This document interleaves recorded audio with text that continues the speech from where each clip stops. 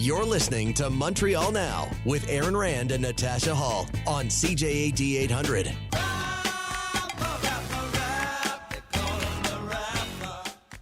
At 5:07, it's Natasha Hall flying solo this week. Aaron's back next week, and it is time to check in with James Mennie at the Montreal Gazette. Hey, Jim, how's it going? Hello, Natasha. Welcome back. Did you cry every day? Did you miss me terribly? I felt like a latchkey child. I thought you might. I'd like to say I brought you. There were all these uncles and aunts who were coming in, sitting in on the show. And I said, "Where's Mom? Where's Dad?" And they said, "Oh, they've gone away for a bit." Just a little bit. But we're back, and everything's going to be okay, little Jimmy. Everything's going to be okay. I know. I kept telling myself that every night as I cried myself to sleep. I'm sorry I wasn't there to sing you a lullaby. But I'm back now. Everything's going to be all right. And is everything going to be all right with this cabinet shuffle coming up any minute now, it seems, by Wednesday at least, and seemingly a meeting being held this afternoon, Trudeau talking to the cabinet ministers that might be ready to give up their post or hold on to it with their fingernails gripping painfully into whatever they can. What do you think? Gripping painfully onto their limousines. Yeah. No, listen. A couple of names that have been popping up with a rather alarming regularity. Yes. Marco Mendicino, some might say hapless Minister of Public Security, who seems to make statements based on nothing whatsoever, sort of like stream of consciousness kind of guy. Whether it's the transfer of Paul Bernardo, whether it was in fact, I think, spilling the beans over some agreement with the provinces over funding for healthcare.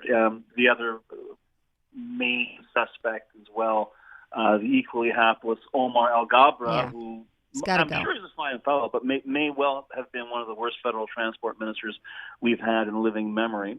And interestingly, and this is why I think there may be some skullduggery at work, is Jeanette Petitpas-Taylor, who's the Commissioner of Official Languages. And I know there are some out there who may say, "Oh, this is a prelude to an election call." I don't think so. I think this is damaged sub control. This is, I think they're getting a little in over their head. The transportation issues are far too often in the news. And I think as well that maybe, and please don't misunderstand that I'm thinking he's in any way sincere in terms of caring, but I think Justin Trudeau finally figured out that this latest catapulting of Anglos in Quebec under the bus may not bode well for any future election plans. And I got nothing against Jeanette Petitpas-Taylor, but she did her job, but did it very, very, how can I put it coldly, and said, there's only one language in danger in Canada, and that's French. And if, some folks listening to us right now felt themselves already removed from the center of events, my God, I think they found themselves on the dark side of the crowd nebula after that statement. So I think it's going to be more of a damage control shuffle. I don't think it's going to help at all. It's interesting to note that whether the announcement comes indeed on Wednesday or perhaps even as early as tomorrow, Pierre Poilievre, no matter what you want to say about him, knows a big target-rich environment when he sees it. He's holding a rally in Ontario, I think in Timmins. Axe to tax, going to get those headlines prior to any announcements out of Ottawa. But this is the thing. It's like, what's a cabinet shuffle going to change?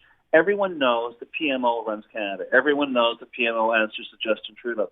So it's as far as I'm concerned, and I think a lot of other people are concerned, we're not really seeing any change here. We're not going to have a breath of fresh air. We're going to try and peddle the same rancid political sausage that we did last week, but in a new package. And quite frankly, I think perhaps those poll numbers may be trickling into the back of Justin Trudeau's consciousness. Is he going to lose the election? Maybe not. But you know what? More and more, every time you see numbers coming out, the gap between the Liberals and the Tories, it's either too close or the Tories are just sort of, dipping their toe into minority government territory.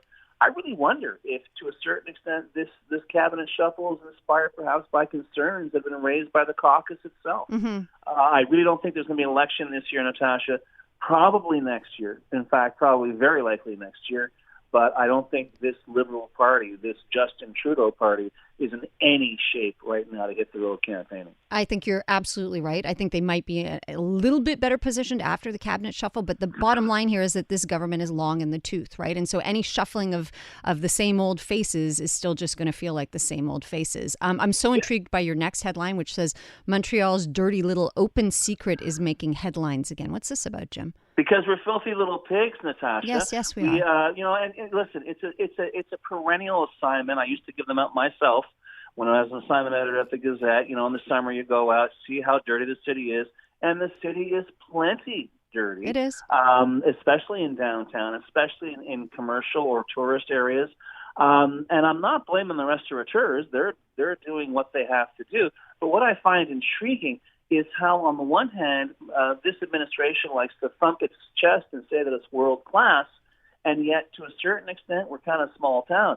I lived downtown for 5 years. I worked downtown, and I mean really downtown, for 8 years, and it was always the same. One of the most constant images you would have are of overflowing trash cans, are of untended dumpsters, and God help you, garbage day on St. Catherine Street. I don't know if you recall that, Natasha, but it was as if some flight of like B-52 bombers had simply dropped every garbage bag on earth along St. Catherine Street. Yeah. And you were hoping that the crews would get out there and get rid of it, especially if it was a hot day. And it's really funny because on the one hand you can say, well, it's easy to point the finger and do whatever.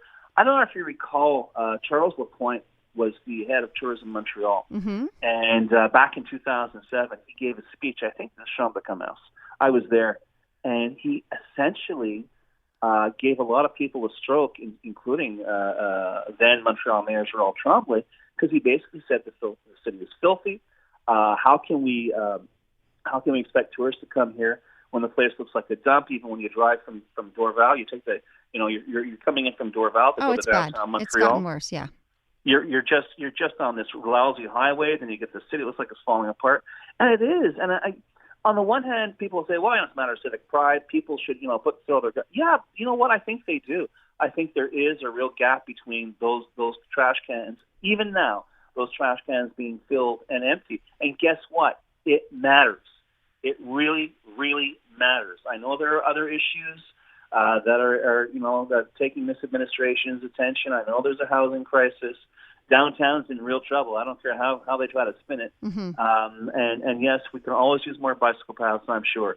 But the fact is, if you walk downtown and you see this kind of nonsense over and over again, you're going to try to figure out someplace else to walk. It's true. And it's interesting that there's actually never any garbage seemingly on the bike paths, and certain areas of town are way more gross than others. So, the money is there. They can do the cleanup, and they do it where they choose to do it. Well, what's crazy, though, is and I honestly couldn't believe this number. Apparently, when this latest report came out, the city of Montreal is saying, we added $2 million to our, wait for it, $23 million cleanliness budget. And I'm thinking $23 million, unless you're buying dumpsters made out of gold, I'm not seeing where that money's going. Rats. It's going to, I have no idea, but that's my guess. I think a lot of it goes towards rat control. Hey, Jim, we're going to go because we're coming up with Antoine Dion-Charest is going to join us. And I understand you and Dan had quite a heated exchange about him being, his op-ed sort of being borderline propaganda. Anything in particular you'd like me to ask him? Well, I'll tell him I say hi. Tell him good luck with trying to create a new divide in Quebec politics. But the question is, right now, who's listening? Because I saw his op-ed in the Gazette. I'm not really sure if it was published in French. If it was, I apologize in advance. But right now, with where the Liberal Party is, I'd be doing everything I can. I don't care if it's propaganda or not. I'd be doing everything that I can to make sure Francophone voters in this province were listening to what I had to say. Ooh, that's an excellent point. All right. Looking forward to speaking to you tomorrow. Thank you. À demain.